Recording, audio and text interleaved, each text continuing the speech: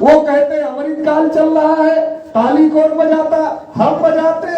हमें हमारे हक अधिकार नहीं दिए जा रहे, हमें ताली बजाने वाली जमात में शामिल किया जा रहा है कि सारी मलाई तो हम काटेंगे, सारी जगह कब्जा तो हम रखेंगे और तुम ताली बजाते रहो, राष्ट्रवाद के नाम पर ताली बजाते रहो, ताली बजाते रहो, ताली बजाते रहो। तो राष्ट्रवाद के नाम पर मलाई 3.5% के ब्राह्मण खा रहे हैं और राष्ट्रवाद के नाम पर ताली बजाने का काम ओबीसी, एससी, एसटी के लोगों से करवाया जा रहा है। ये देश में चल रहा है, इसलिए इस बात को समझने की जरूरत है।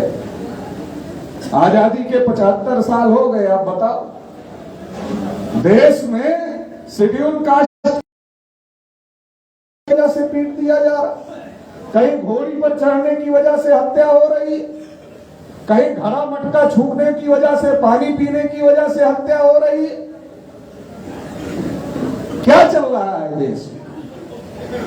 मुर्मू जी देश की राष्ट्रपति यहां से, मगर मुर्मू जी को पत्र भेजना पड़ा, उनको बुलाया नहीं गया नए संसद भवन के उद्घाटन में, उन्हें पत्र भेजना पड़ा शुभकामना देने का कि नए संसद भवन का उद्घाटन हो रहा है।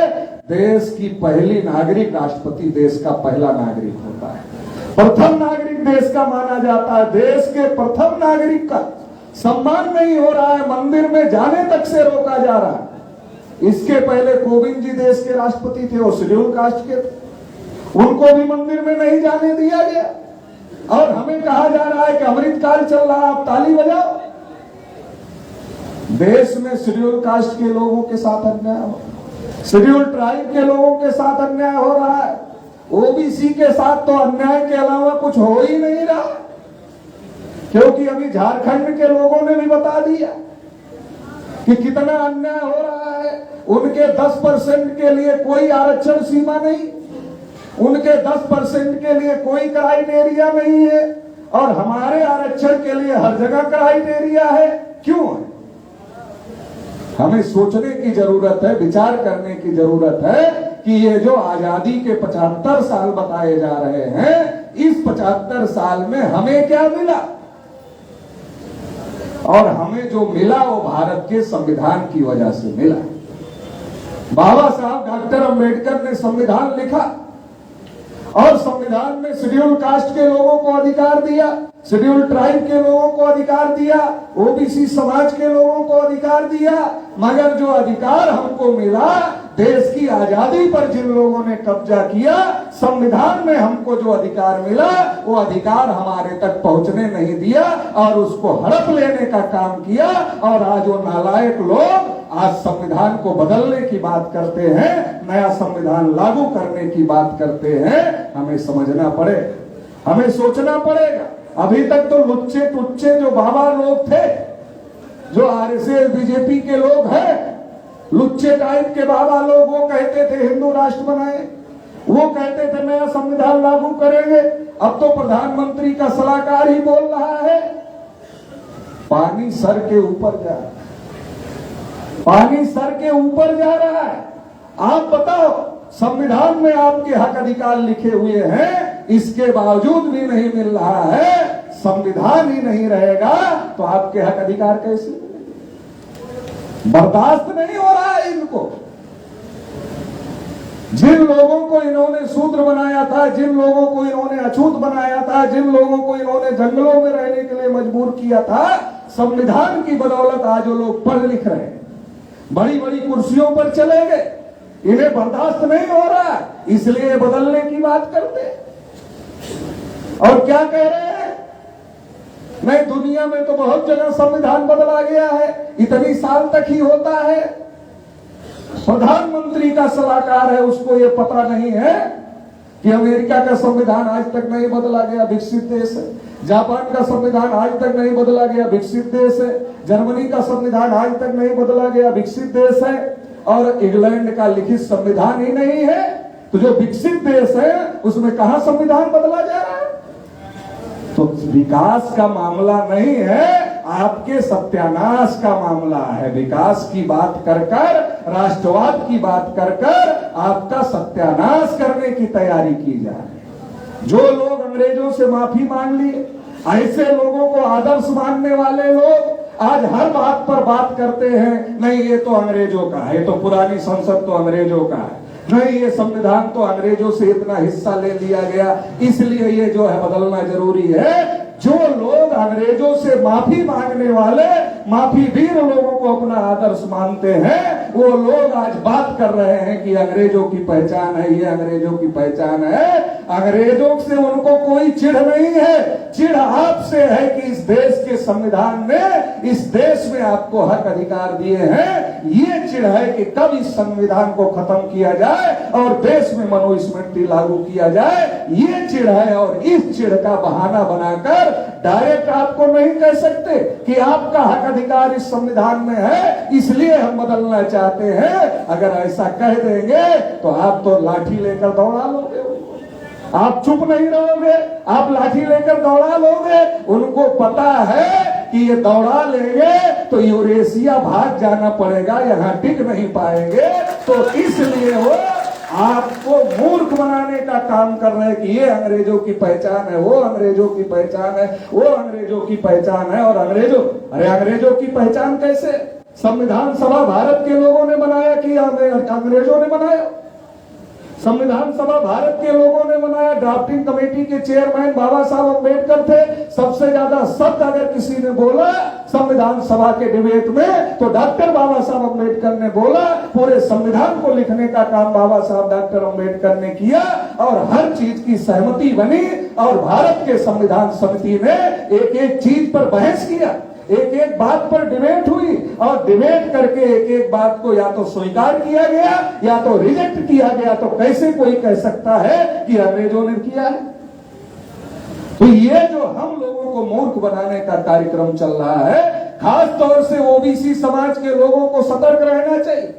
शेड्यूल कास्ट के लोगों को तो थोड़ा जानकारी हो गई है, शेड्यूल ट्राइब के लोगों को भी थोड़ा जानकारी हो गई है, लेकिन देश में जो ओबीसी समाज है, राष्ट्रवाद के नाम पर और हिंदुत्व के नाम पर अगर सबसे ज्यादा किसी का इस्तेमाल किया जा रहा है तो ओबीसी समाज के लोगों का किया जा रहा है। इसलिए ओबीसी समाज के लोगों को हम ये कहना चाहते हैं, सतर्क हो जाओ, नहीं तो जैसे पूर्वजों के साथ किया था वैसा ही करने का काम करेंगे। 75 साल में आपकी दुर्दशा क्यों है? क्या कभी आपने सोचा? अगर अंग्रेजों की वजह से हमारी समस्याएं थी तो अंग्रेजों के गए 75 साल हो गए तो हमारी समस्याओं का समाधान हो जाना चाहिए था। अरे ओबीसी समाज के लोगों सोचो, जो अंग्रेज था वो 75 साल पहले चला गया, आपकी स्थिति में क्या परिवर्तन, आपकी स्थिति में क्या परिवर्तन हुआ? बाबा साहब अम्बेडकर ने जो आर्टिकल 340 भारतीय संविधान में लिखा उसका अमल तक देश में नहीं हो रहा है। क्या हो रहा है? आपकी स्थिति में कौन सा परिवर्तन हो रहा है और क्यों आपको हक अधिकार नहीं मिल रहे हैं? अगर अंग्रेज ही गुलाम बनाने वाले थे वो तो चले गए थे, इसलिए सोचो कि कोई और है, अंग्रेजों के अलावा भी कोई और है जो आपको आपका हक अधिकार नहीं देना चाहता। अंग्रेज तो कब के चले गए, अब तो आपको राजा बन जाना चाहिए था, क्योंकि यहाँ एक वोट जिसको ज्यादा मिल जाता है वो सरपंच बन जाता है, मुखिया बन जाता है। और इस देश में ओबीसी अकेले 52% है, वो भी 1931 की गिनती के अनुसार। आज अगर गिनती हो जाए तो हम 60% के आसपास हैं। 60% आबादी वालों का देश पर राज होना चाहिए था, जिनका देश पर राज होना चाहिए था, जिन्हें देश पर शासन करना चाहिए था, वो ये मांग रहे हैं कि हमारी गिनती करो। जानवरों की करते हो, कुत्तों की करते हो, हिरणों की करते हो, हमारी क्यों नहीं करते?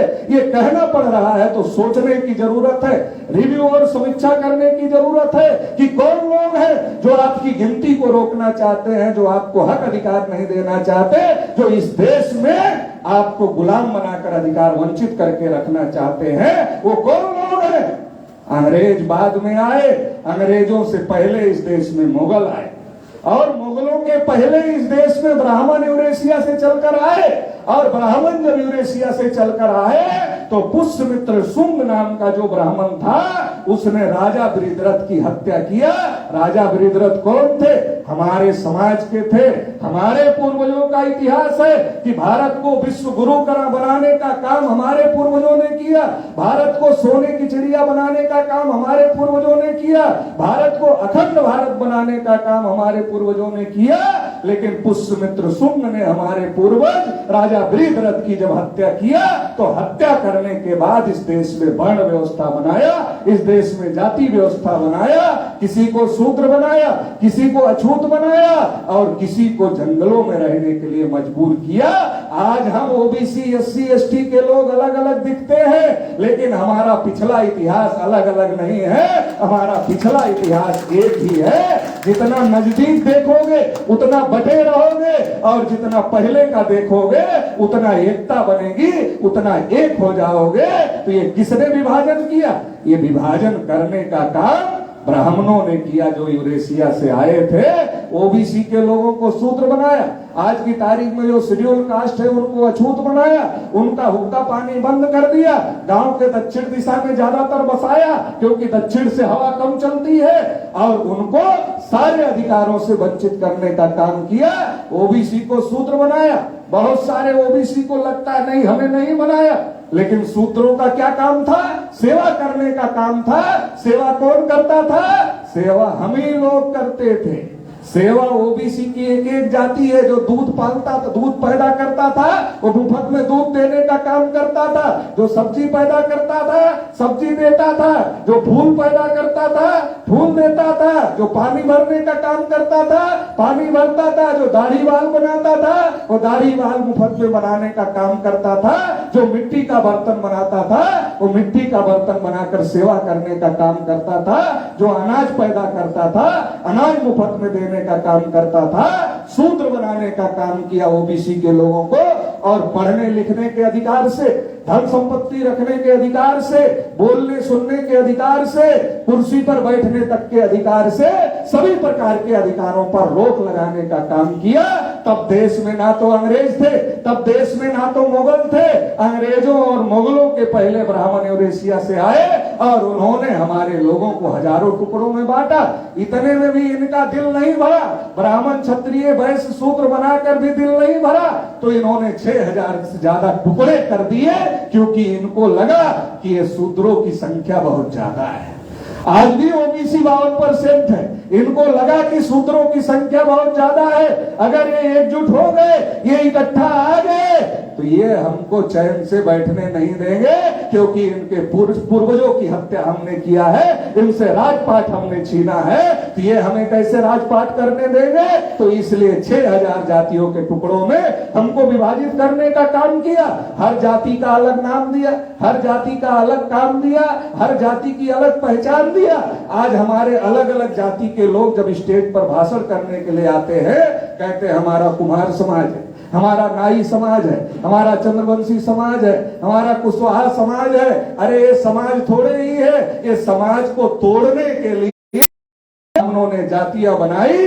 जो समाज शास्त्र का स्टूडेंट है उसे इस बात की जानकारी है कि जाति समाज नहीं है, समाज को तोड़ने का हथियार जाति है, और इस हथियार का उपयोग ब्राह्मणों ने तब भी किया और आज भी उसी तरीके से कर रहे हैं। इन 6000 से ज्यादा टुकड़ों को क्या किया?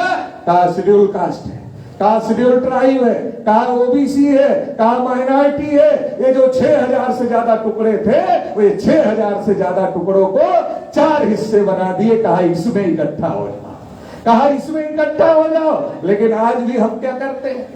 हम क्या करते हैं? अभी यहाँ हम बैठे हैं, माइक है, मंच है, लोग बैठे हैं, तो ओबीसी की बात हो रही।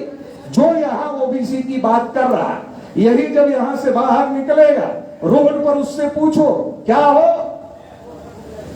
बोलेगा कुशवाहा हूं, चंद्रवंशी हूं, प्रजापति हूं, फिर ओबीसी नहीं होगा। समस्या का समाधान कैसे होगा? एकता कैसे बनेगी? यहां ओबीसी है, बाहर ओबीसी नहीं है। ओबीसी हो गए तब 52% हो गए, और ओबीसी एससी एसटी माइनॉरिटी अगर इकट्ठा हो जाए तो ये 85 से 90% हो जाएंगे, और 85 से 90% का आधा अगर इकट्ठा हो जाए तो 45% में देश का राजपाट तुम्हारे हाथ में हो जाएगा। तुम्हें किसी के आगे हाथ फैलाने की जरूरत नहीं है, खुद ही अपनी समस्याओं का समाधान कर सकते हैं। मगर इसके लिए जाति पाति से ऊपर उठना पड़ेगा। ये जाति पाति की व्यवस्था, ये ब्राह्मणों की व्यवस्था है और अंग्रेजों और मुगलों से पहले ब्राह्मणों ने इस देश में इस व्यवस्था को बनाने का काम किया। अंग्रेजों मुगलों ने इसको नहीं बनाया, इसको ब्राह्मणों ने बनाया। और 15 अगस्त 1947 को जब अंग्रेज चले गए, वही ब्राह्मण देश के हुक्मरान। ब्राह्मणों को लगा बड़ा खतरा पैदा हो गया, क्योंकि इंग्लैंड में एडल्ट फ्रेंचाइज का आंदोलन चल रहा था, वयस्क मताधिकार का आंदोलन चल रहा था। तो सारे ब्राह्मणों को क्या लग रहा था, इंग्लैंड में अगर एडल्ट फ्रेंचाइज लागू होगा तो भारत में भी एडल्ट फ्रेंचाइज लागू होगा। मुगल जब देश में आए, यहाँ के लोगों को हिंदू कहा और इनके ऊपर कर लगा दिया। जो इतिहास के स्टूडेंट है उन्हें पता होगा जजिया कर लगाया था। और जब इनके ऊपर जजिया कर लगा दिया तो दिल्ली में सुल्तान का महल ब्राह्मणों ने घेर लिया और कहा यही हिंदू हैं, हम हिंदू नहीं।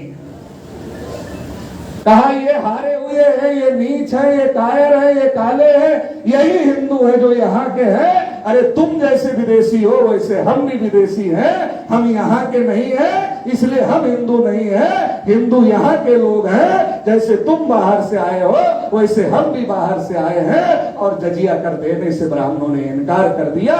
इतिहास जाकर पढ़ लेना कि जजिया कर ब्राह्मणों ने नहीं दिया। जब जजिया कर ब्राह्मणों ने नहीं दिया तो आज क्यों ब्राह्मण हमारे गली मोहल्ले में आते हैं? क्यों कहते हैं गर्व से कहो हम हिंदू हैं, हम भी हिंदू तुम भी हिंदू, गर्व से कहो हम हिंदू हैं। और मुसलमानों के खिलाफ भड़काते हैं, कहीं ईसाइयों के खिलाफ भड़काते हैं, कहीं सिखों के खिलाफ भड़काते हैं, कहीं बुद्धिस्टों के खिलाफ भड़काते हैं। क्यों भड़काते हैं और क्यों वो अब हिंदू बनने लगे? जब वो पहले कहते थे कि हम हिंदू नहीं है, तो अब क्यों कह रहे हैं हम हिंदू हैं? जब उनको लगा इंग्लैंड में सबको वोट देने का अधिकार मिल जाएगा, कहा बड़ा खतरा पैदा हो जाएगा। अगर हम अपने को हिंदू नहीं मानेंगे तो इनका वोट कैसे लेंगे, इनके बीच में कैसे घुसेंगे?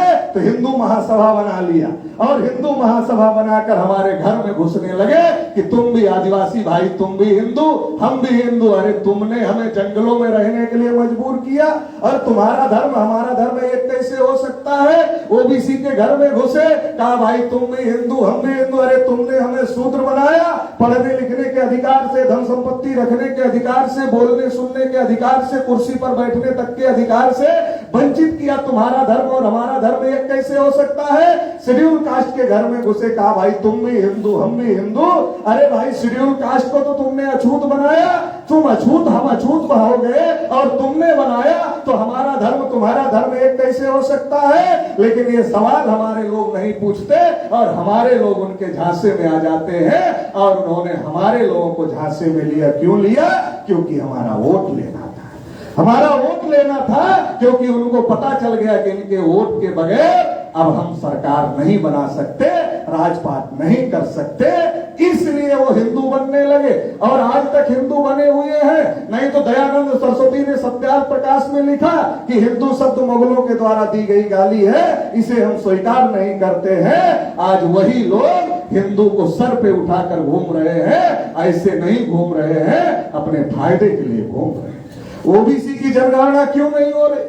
ओबीसी की जनगणना इसीलिए नहीं हो रही है, जिस दिन जनगणना हो गई उस दिन ओबीसी ओबीसी हो जाएगा, हिंदू नहीं रहेगा, ओबीसी हो जाएगा। और जिस दिन ओबीसी ओबीसी हो गया, इस देश में ब्राह्मणों का राज स्थापित नहीं हो सकता है।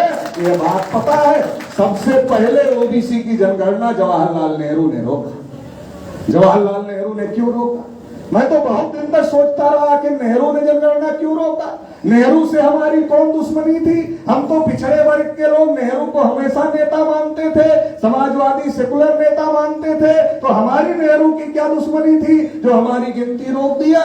सोचते सोचते सोचते सोचते एक दिन समझ में आया। क्या समझ में आया? कि कांग्रेस महासमिति में जब चुनाव हो रहा था, उस चुनाव में ये बात तय हो गई थी कि इस बार जो कांग्रेस का अध्यक्ष बनेगा वो देश का पहला प्रधानमंत्री बनेगा। नेहरू जी और सरदार वल्लभ भाई पटेल जी चुनाव लड़ रहे थे। जितने राज्यों की कमेटियों ने उस चुनाव में वोट डाला, उसमें से एक ने भी नेहरू का नाम प्रस्ताव नहीं किया। नेहरू के समर्थन में एक भी कमेटी ने वोट नहीं डाला। सारे के सारे ने सरदार वल्लभ भाई पटेल के समर्थन में वोट डाला। गांधी जी को बहुत टेंशन हो गई और गांधी जी ने नेहरू जी को पूछा कि नेहरू, तुम्हारे समर्थन में तो किसी ने वोट नहीं किया, क्या करना है?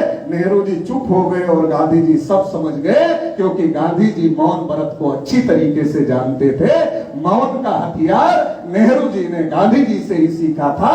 जब गांधी जी कभी बुरी तरीके फंस जाते थे तो ये कागज पर स्लेट पर लिखते थे, आज मैं मौन व्रत हूं, और कोई आता था तो स्लेट आगे कर देते थे कि आज बोलूंगा नहीं, मौन व्रत हूं।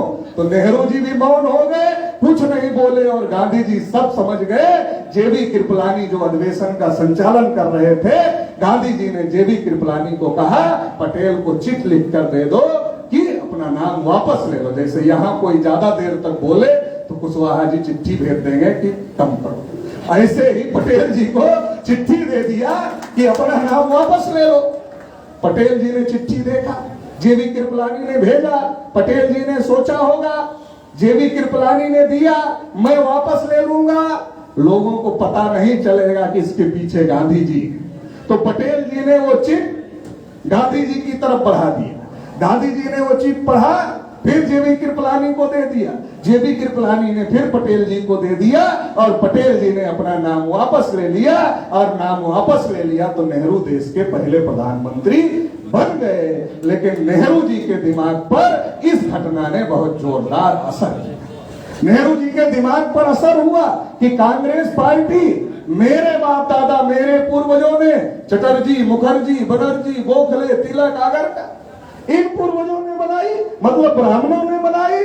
कांग्रेस पार्टी हमारे पूर्वज ब्राह्मणों ने बनाई, इसके बावजूद मैं इतना बड़ा ब्राह्मण, कोई ऐरा गहरा, छोटा मोटा, नत्थू खैरा ब्राह्मण नहीं, बहुत बड़ा ब्राह्मण, जवाहरलाल नेहरू इतना बड़ा ब्राह्मण, मैं इतना बड़ा ब्राह्मण जवाहरलाल नेहरू, मैं कांग्रेस के अंदर का चुनाव नहीं जीत पा रहा हूं। जब मैं कांग्रेस के अंदर का चुनाव नहीं जीत पा रहा हूं, कल देश में आम चुनाव हो, मैं इतना बड़ा ब्राह्मण, मेरे पूर्वजों ने कांग्रेस पार्टी बनाई, कांग्रेस पार्टी के अंदर का चुनाव मैं पंडित जवाहरलाल नेहरू नहीं जीत पा रहा। कल देश में आम चुनाव होंगे, और जब देश में आम चुनाव होंगे तो सबको वोट देने का अधिकार है, क्योंकि डॉक्टर अंबेडकर ने तो टांग अड़ा दिया है। जब गोलमेज सम्मेलन में बहस हो रही थी तो गांधी और कांग्रेस के लोगों का कहना था केवल पढ़े लिखे लोगों को वोट डालने का अधिकार होना चाहिए, केवल इनकम टैक्स देने वालों को वोट डालने का अधिकार होना चाहिए। लेकिन बाबा साहब अंबेडकर इस बात के लिए डटे थे कि हर व्यक्ति जो बालिग हो जाए उसको वोट डालने का अधिकार होना चाहिए। और जब बाबा साहब अंबेडकर इस बात के लिए डटे हुए थे कि हर बालिग व्यक्ति को वोट डालने का अधिकार होना चाहिए, तो अंग्रेज बाबा साहब की बात को सुन रहे थे, और गांधी जी उसके विरोध में तर्क कर रहे थे, उसको भी सुन रहे थे। तो गांधी जी ने कहा कि अनपढ़ आदमी वोट कैसे डालेगा? तो बाबा साहब अंबेडकर ने कहा, देखो, अगर चुनाव चिन्ह बना दिया जाए तो अनपढ़ आदमी भी वोट डाल सकता है। जैसे मान लो रामलाल नाम का कोई आदमी चुनाव लड़ रहा है और बैलेट पेपर पर छपकर उसका नाम आ जाए रामलाल, तो अनपढ़ आदमी बैलेट पेपर पर वोट नहीं डाल सकता है, क्योंकि वो पढ़ा लिखा नहीं है। लेकिन अगर इस बात का प्रचार कर दिया जाए कि रामलाल जी का चुनाव चिन्ह ट्रैक्टर है, अगर इस बात का प्रचार हो जाए कि रामलाल जी ट्रैक्टर पर चुनाव चिन्ह ट्रैक्टर है और वो ट्रैक्टर पर चुनाव लड़ रहे हैं, तो अनपढ़ आदमी जाएगा, बैलेट पेपर देखेगा, उस पर ट्रैक्टर छपा रहेगा, मोहर उठाएगा और ट्रैक्टर पर लगाएगा, और अनपढ़ आदमी भी वोट दे देगा। बाबा साहब ने ये जब तर्क दिया अंग्रेजों को बात समझ में आ गई, और अंग्रेजों ने कहा वैश्य मताधिकार लागू होगा, एडल फ्रेंचाइज लागू होगा।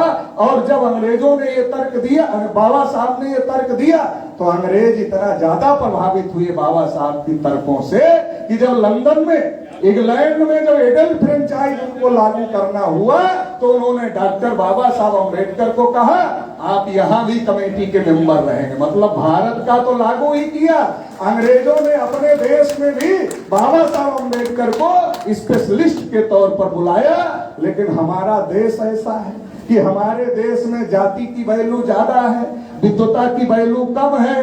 ये हमारे देश में सबसे बड़ी दिक्कत का मामला है। बाबा साहब जैसे विद्वान आदमी को बहुत सारे लोग इसलिए नहीं पढ़ते, इसलिए नहीं मानते कि उन्हें लगता है कि वो हमारी जाति बिरादरी के नहीं है। यहाँ तो जन्मदिन भी महापुरुष की जाति देखकर मनाया जाता है, स्मृति दिन भी महापुरुष की जाति देखकर मनाया जाता है। ऐसा ये देश है। लेकिन मैं आपको ये कहना चाहता हूं कि नेहरू जी को लगा कि अंबेडकर ने तो टांग अड़ा दिया है, सबको वोट डालने का अधिकार हो गया है। बहुत सारे ओबीसी के लोगों को, अभी ओबीसी इस कार्यक्रम में आए, पंडित जी लोगों को पता चला होगा, तो पंडित जी लोग बाद में मिलेंगे और बाद में मिलेंगे तो पूछेंगे, अरे वहां चले गए थे, वहां तो अंबेडकर की बात हो रही थी, अंबेडकर ने तुम्हारे लिए क्या किया? तो सबसे पहले तो मैं यही कहना चाहता हूं, आज तो तुम्हारे बीडीसी से लेकर, सरपंच से लेकर, मुखिया से लेकर, जिला पंचायत के मेंबर से लेकर और विधायक, एमपी, एमएलए और मुख्यमंत्री और नरेंद्र मोदी प्रधानमंत्री, ये अगर हुए तो ये बाबा साहब अंबेडकर की देन है। अगर एक वोट का अधिकार नहीं दिया होता सबको तो ये बनते नहीं, इनको बनाने की कोई जरूरत नहीं पड़ती। ये तो इसीलिए बन और बनाए जा रहे हैं कि सबको वोट का अधिकार है और हमारी संख्या ज्यादा है। तो नेहरू जी ने सोचा कि अगर हर 10 साल में गिनती होगी, अंग्रेज 1931 तक गिनती करते थे, तो नेहरू जी को लगा कि अगर हम भी गिनती करेंगे तो क्या होगा? डाटा आएगा, आंकड़ा आएगा।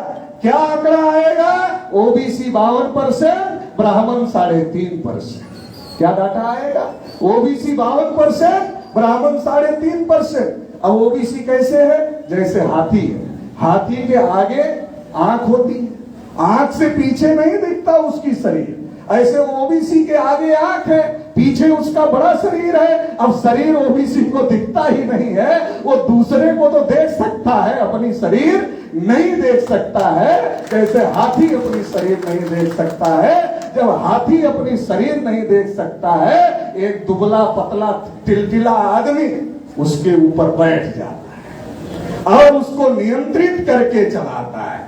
हाथी कितना विशाल, और जो ऊपर बैठ गया दुबला पतला टिलटिला आदमी, हाथी के सामने उसकी कोई औकात नहीं है। लेकिन क्योंकि हाथी को अपनी ताकत का एहसास नहीं है, इसलिए टिलटिला आदमी उसको गुलाम बना करके चलाने का काम करता है। चाहे वो नचाने का काम करे, चाहे वो दौड़ाने का काम करे, जो चाहता है उसकी मर्जी से हाथी करता है। जैसे हाथी के ऊपर दुबला पतला आदमी उसको चलाने का काम करता है, वैसे जो 52% ओबीसी का हाथी है, 3.5% वाला इसके ऊपर बैठकर इसको चलाने का काम कर रहा है। क्योंकि इसे अपने शरीर के बारे में पता नहीं, इसे अपनी ताकत के बारे में पता नहीं है, और ये ताकत छुपाकर, प्लान बनाकर छुपाकर रखी गई।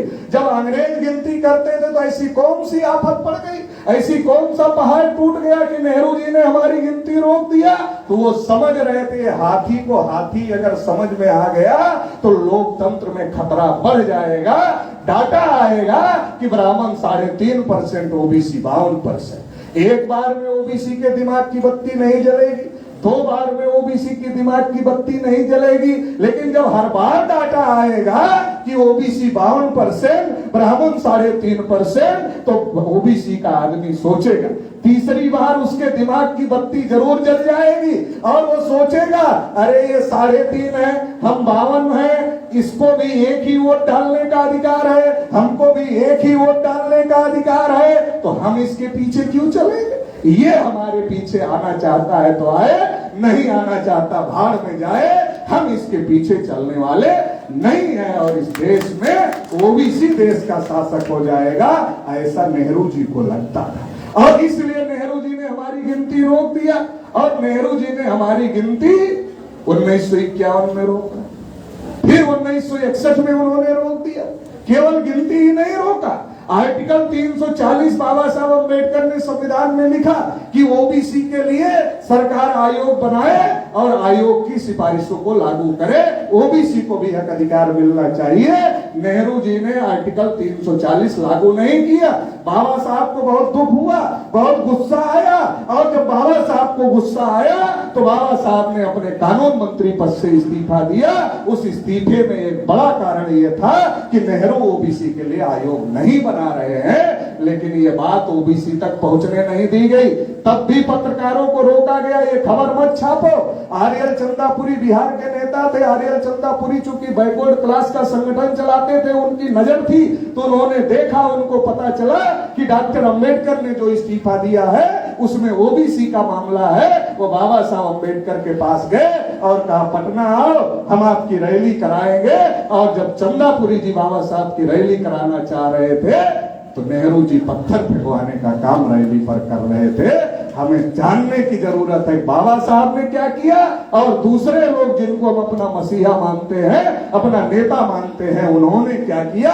जब हम जानेंगे तो सही लड़ाई लड़ सकते हैं, सही फैसले ले सकते हैं। और दबाव में आकर कालेलकर कमीशन तो नेहरू जी ने बनाया, लेकिन उसको लागू करने का काम नहीं किया, रद्दी की टोकरी में डालने का काम किया। हमारी गिनती रोकी, हमारा आयोग नहीं बनाया, और बनाया तो रद्दी की टोकरी में डाला, लेकिन हमको पता ही नहीं, हम तो केवल नेता ही मान रहे हैं। और इसके अलावा और जिसने हमारे लिए किया, जिसने हमारे लिए इस्तीफा दिया, उसके बारे में भी पता नहीं, उसे नेता मानना चाहिए, उसे मसीहा मानना चाहिए। तो जब जानकारी ही नहीं है तो मानेंगे कैसे। तो पंडित जी लोग कह देते अंबेडकर ने तुम्हारे लिए क्या किया, और हमारा आदमी ये सोचते हुए चला जाता है कि अंबेडकर ने शेड्यूल कास्ट के लिए किया, हमारे लिए तो कुछ नहीं किया। इसलिए समझने की जरूरत है कि ज्योतिबा फूले, छत्रपति साहू महाराज, बाबा साहब अंबेडकर, पेरियार रामास्वामी नायकर, आर्यल चंदापुरी, ऐसे तमाम लोग जो थे वो एक साथ मिलकर सबके हक अधिकार की लड़ाई लड़ने का काम कर रहे थे, मगर उस इतिहास को दबा दिया गया। तो 1951 में नेहरू जी ने गिनती रोकी, फिर 1961 में नेहरू जी ही देश के प्रधानमंत्री थे, उन्होंने फिर गिनती रोकी। 1971 में जब गिनती का समय आया तो इंदिरा जी देश की प्रधानमंत्री थी, और इंदिरा जी नेहरू जी की सगी बेटी थी, तो इसलिए इंदिरा जी ने भी हमारी गिनती होने नहीं दिया। 1981 में फिर इंदिरा जी देश की प्रधानमंत्री थी, फिर गिनती नहीं होने दिया। 1991 में नरसिम्हा राव देश के प्रधानमंत्री थे, और नरसिम्हा राव देश के प्रधानमंत्री थे, वो दक्षिण भारत के ब्राह्मण थे, नेहरू जी उत्तर भारत के ब्राह्मण थे। नेहरू जी को जो बात समझ में आती थी कि अगर गिनती हो गई तो जवाहरलाल नेहरू पहला और आखिरी ब्राह्मण प्रधानमंत्री देश का हो जाएगा, इसके बाद कोई दूसरा ब्राह्मण देश का प्रधानमंत्री नहीं बनेगा। ये बात दक्षिण भारत के ब्राह्मण नरसिम्हा राव को भी समझ में आती थी, और उन्होंने भी ओबीसी की गिनती नहीं होने दिया। फिर 10 साल बाद मौका आया 2001 में, तो 2001 में कौन देश का प्रधानमंत्री था? अटल बिहारी वाजपेयी जी देश के प्रधानमंत्री थे। अपने कुछ लोग कहते हैं कि भाजपा में सब लोग खराब हैं, केवल अटल जी बढ़िया नेता थे, और श्रद्धेय अटल जी भी कहते हैं। और वही लोग पुरानी पेंशन की लड़ाई भी लड़ते हैं, उनको पता ही नहीं है पुरानी पेंशन खत्म करने का काम अटल बिहारी वाजपेयी ने किया, उन्हें नहीं पता है ओबीसी की गिनती रोकने का काम अटल बिहारी वाजपेयी ने किया, उन्हें नहीं पता है। अटल बिहारी नेहरू के विरोधी थे, विपक्षी दल के नेता थे। चलो नेहरू ने गिनती रोकी की बात समझ में आती है, अटल जी तो विपक्षी दल के नेता थे, विपक्षी पार्टी के नेता थे, और उनकी सरकार बन गई, उन्होंने गिनती क्यों रोकी, ये बात समझने की जरूरत है। क्योंकि नेहरू जी भी ब्राह्मण थे, इंदिरा जी ब्राह्मण की बेटी थी, नरसिम्हा राव भी ब्राह्मण थे, और अटल जी भी ब्राह्मण थे। जो बात कांग्रेस में इस्लाम साहब ने भारत मुक्ति मोर्चा के माध्यम से 51,000 प्रोग्राम पूरे भारत में लगाए, क्या लिखा जानवरों की गिनती होती है मगर ओबीसी की गिनती नहीं होती। और ये पर्चा जितने ओबीसी के नेता थे सबके घर में भिजवा दिया, ओबीसी के नेताओं ने पढ़ा। जानवरों की गिनती होती है, ओबीसी की गिनती नहीं होती। तो ओबीसी के नेताओं ने 2010-11 में संसद में हंगामा खड़ा कर दिया कि जानवरों की गिनती करते हो, हमारी नहीं करते। हंगामा खड़ा हो गया तो मनमोहन सिंह देश के प्रधानमंत्री थे, और मनमोहन सिंह जी सामने आए और कहा हम गिनती करें।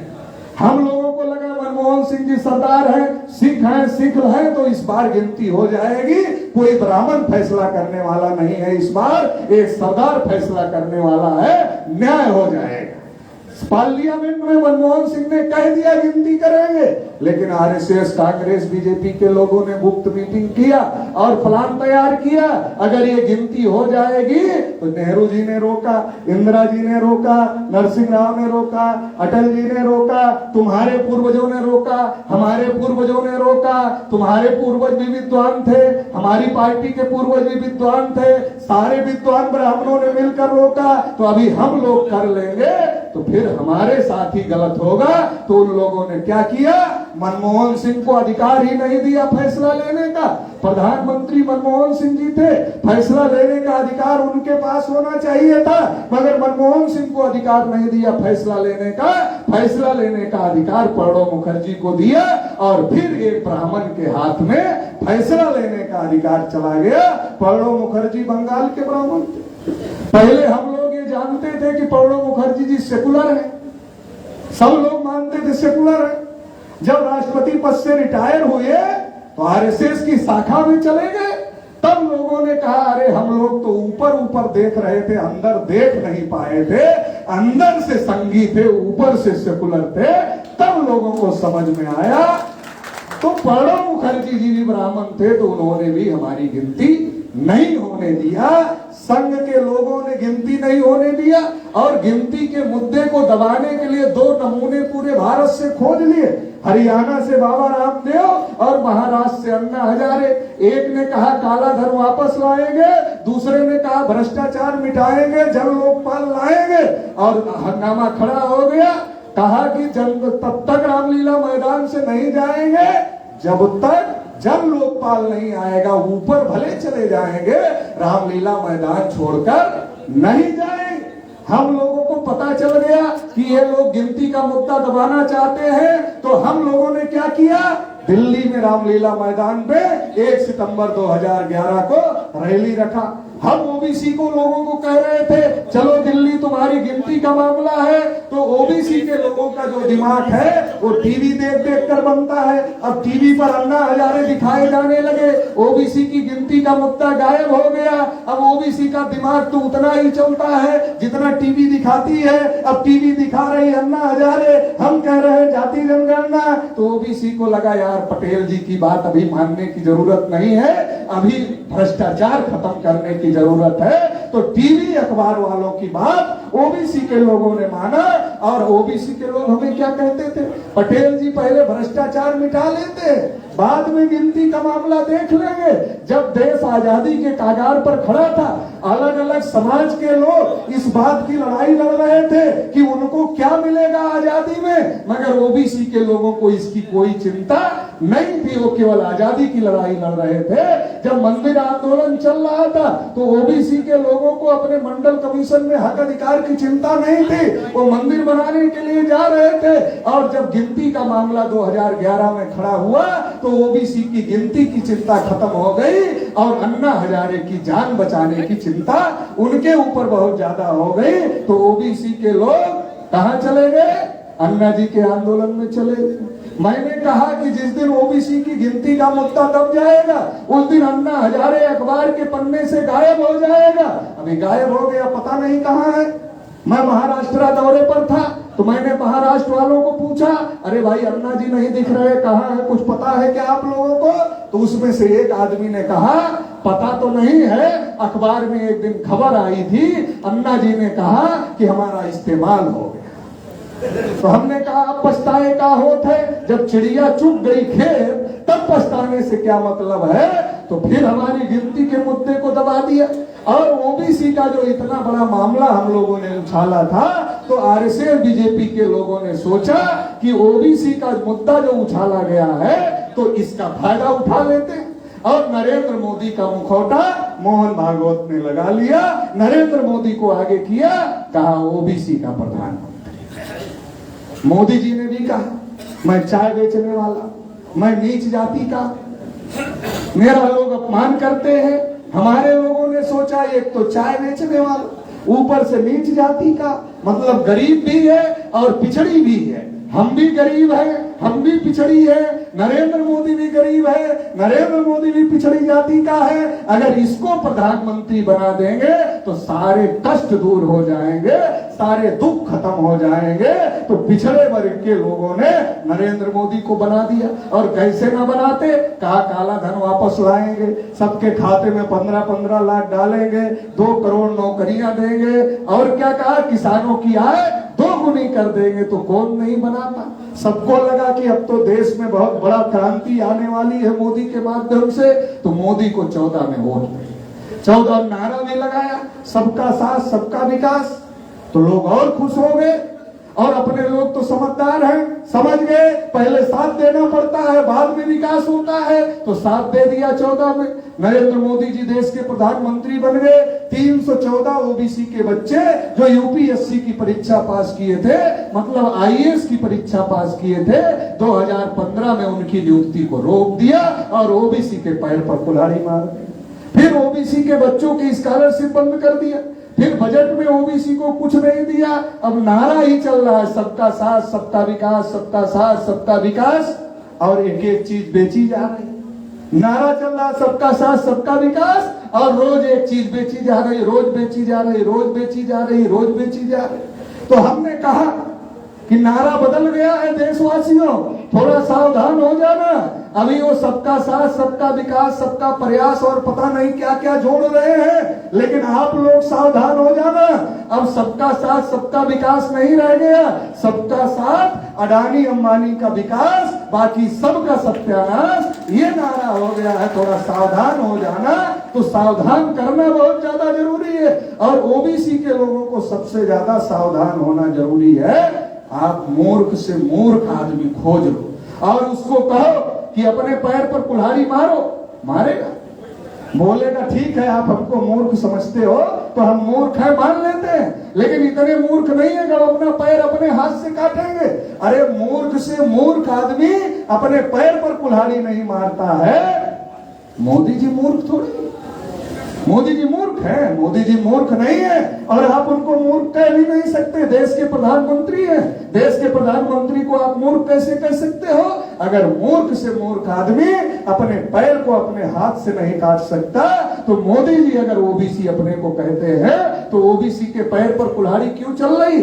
सुप्रीम कोर्ट में क्यों लिख करके दे दिया कि ओबीसी की गिनती नहीं करेंगे? इसका मतलब यह है मोदी जी मुख नहीं है, मुखौटा है। मोदी जी कुल्हाड़ी चलाने वाला हाथ नहीं है, मगर कुल्हाड़ी में लगने वाली लकड़ी जरूर है। मोदी जी हाथ से कुल्हाड़ी नहीं चला रहे, मगर कुल्हाड़ी में जो लकड़ी लगती है उस लकड़ी का काम कर रहे हैं। लकड़ी नरेंद्र मोदी है, चलाने वाला हाथ मोहन भागवत है, और ओबीसी के हक अधिकार काटे जा रहे हैं। इसको जितना जल्दी हम लोग समझ जाए उतना अच्छा हो जाएगा। अभी विकास विकास की बात हो रही, गिनती के बगैर विकास कैसे होगा? अरे भाई डाटा आना चाहिए ना कि ओबीसी में कितने लोग कक्षा 8 पास बेरोजगार हैं, कितने लोग इंटर पास बेरोजगार हैं, कितने लोग बीए पास बेरोजगार हैं, कितने लोग बीएससी पास बेरोजगार हैं, कितने लोग पीएचडी किए हुए बेरोजगार हैं। ऐसे डाटा आएगा तो सरकार उनके विकास की योजना बना सकती है। कितने ओबीसी के लोग कच्चे मकान में रहते हैं, कितने ओबीसी के लोग पक्के मकान में रहते हैं, कितने ओबीसी के पास मकान ही नहीं है, कितने ओबीसी के पास साइकिल है, कितने ओबीसी के पास मोटरसाइकिल है, कितने ओबीसी के पास कार है, कितने ओबीसी के पास कुछ नहीं है, कितने ओबीसी सरकारी नौकरी में है, कितने प्राइवेट नौकरी में है, कितने अपना बिजनेस करते हैं, और कितने के पास कुछ भी नहीं है, कितने के पास इतनी जमीन है वो अपना जीवन यापन कर सकते हैं, कितने के पास इतनी कम जमीन है कि उससे उनका जीवन यापन नहीं हो सकता है, और कितने के पास जमीन ही नहीं है। ये सारा डाटा आएगा तब सरकार हमारे विकास की योजना बना सकती है, फिर उस पर बजट दे सकती है, और फिर उस बजट का इस्तेमाल करके विकास हो सकता है। आपके ग्राम पंचायत में अगर बजट ना हो तो ग्राम पंचायत का विकास होगा क्या? आपके नगर पंचायत में नगर पंचायत के अध्यक्ष के पास अगर बजट ना हो तो नगर पंचायत का विकास होगा क्या? तो जब नगर पंचायत का विकास बगैर बजट के नहीं हो सकता, ग्राम पंचायत का विकास बगैर बजट के नहीं हो सकता, तो ओबीसी का विकास कैसे बिना बजट के हो रहा है? ओबीसी का विकास भी बिना बजट के नहीं हो सकता, लेकिन हो रहा है। कैसे हो रहा है? वो विकास का नारा लगाते हैं और हम मान लेते हैं कि हमारा विकास हो गया।